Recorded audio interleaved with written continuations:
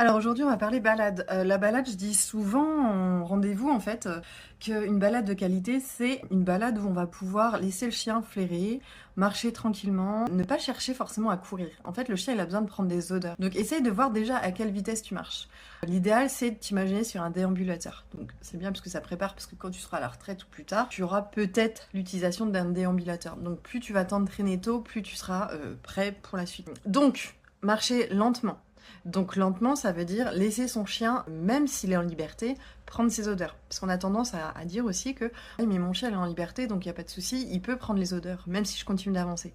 Sauf que tu oublies que ton chien là il est derrière, il est en train de sentir, mais il va vouloir peut-être te retrouver. Donc il va se dépêcher de sentir, de sentir le SMS de Bobby qui a laissé petites informations dans son pipi tout à l'heure, et il va vouloir te retrouver. Et donc là ça va poser problème, parce que ça va être un chien qui, au lieu de profiter pleinement de sa balade, il va être toujours en vigilance. Alors, c'est pas le cas de tous les chiens, mais en fait, c'est possible. Le fait de marcher doucement aussi va te permettre de pouvoir plus observer ton chien. Parce que nous, on a tendance à vraiment beaucoup parler et pas prendre le temps d'observer. Donc, le fait de se taire, ça va t'aider aussi. Le fait de marcher doucement, ça va t'aider. Et le fait d'utiliser aussi une longe avec la possibilité de le laisser faire sa vie tout en étant connecté à lui. On entend souvent que mon chien n'est pas à l'écoute, mon chien ne fait pas attention à moi. Alors faire attention à toi, ça veut pas dire d'être fixé sur toi, de te regarder tout le temps.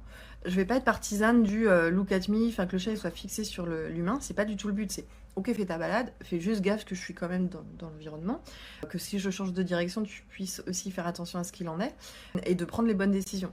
Donc pour ça aussi, pense à éviter de trop parler, parce qu'on a trop tendance à parler à nos chiens en demandant soit plein de choses, ou soit viens Bobby, viens Bobby, viens Bobby. Déjà, mets 1 € à chaque fois que tu dis viens dans ta balade. Tu verras que tu vas aller au Seychelles bientôt. Ensuite, fais attention à quand tu fais des demandes, est-ce qu'elles sont utiles? Est-ce que, en fait, là, tu as besoin vraiment qu'il vienne à toi ou est-ce que tu as besoin juste qu'il aille sur le côté? Par exemple, pour laisser passer. Est-ce que tu as besoin qu'il fasse demi-tour plutôt que de venir à toi? Est-ce que tu as besoin qu'il attende plutôt que de venir à toi? En fait, en gros, parle comme si tu parlais à un humain. Et limite tes interventions orales. Donc, moins tu parles, plus ton chien va faire attention à toi aussi. Si il t'entend, il va pouvoir s'éloigner parce qu'il sait que tu es là-bas. Et en plus que tu risques de revenir vers lui. S'il t'entend pas, il va être plus dans l'observation. Donc, observation, encore une fois, il peut très bien faire ses affaires, jeter un petit coup d'œil que tu ne vois pas forcément. Et c'est ok. Il n'a pas besoin de te regarder tout le temps. Donc, le fait de marcher tranquillement, si ton chien doit être attaché, pense à prendre des longes. Une laisse trop courte, d'1 mètre, de 2 mètres. Le problème, c'est que ton chien, il va pas pouvoir sentir correctement, il va vite se sentir retenu. Donc, pour faire le test, attache-toi, donc avec ton conjoint, ta conjointe, tes potes, ta famille, tes collègues, enfin, qui tu veux. Essaye de marcher avec une laisse d'1 mètre pendant plusieurs secondes, plusieurs minutes. Vois ce que ça te fait. Donc, le fais pas devant les voisins parce que ça peut être un petit peu problématique. Enfin, voilà, ça dépend de tes voisins. Donc essaye de le faire discrètement et de voir ce que ça te fait. Essaye ensuite de prendre une longe de 5 mètres, voir ce que ça te fait, est-ce que tu as plus de liberté. Et ensuite une longe de 15 mètres. Donc tu vas me dire oui mais je suis pas un chien, oui t'es pas un chien, mais en fait la sensation de liberté tu peux la ressentir aussi directement.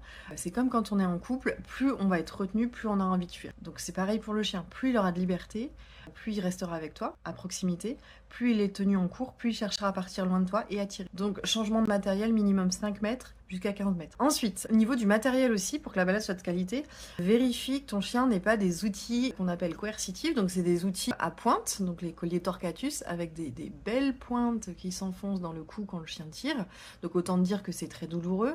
C'est bien pour ça que d'ailleurs que le chien il tire plus, parce que c'est comme toi, hein, si à chaque fois tu ressens une douleur dès que tu fais quelque chose, il y a un moment tu vas vite capter que vaut mieux s'arrêter.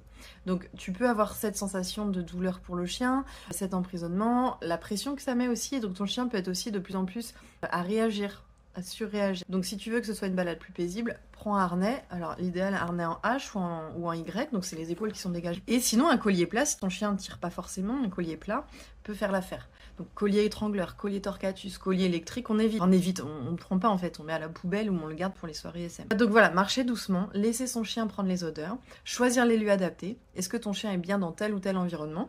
Si tu sens qu'il tire énormément, pose-toi la question de pourquoi. Peut-être que c'est parce que alors, soit il n'a pas assez de balade, ou soit il est dans un environnement qui ne correspond pas et qui le stresse ou qui le surstimule.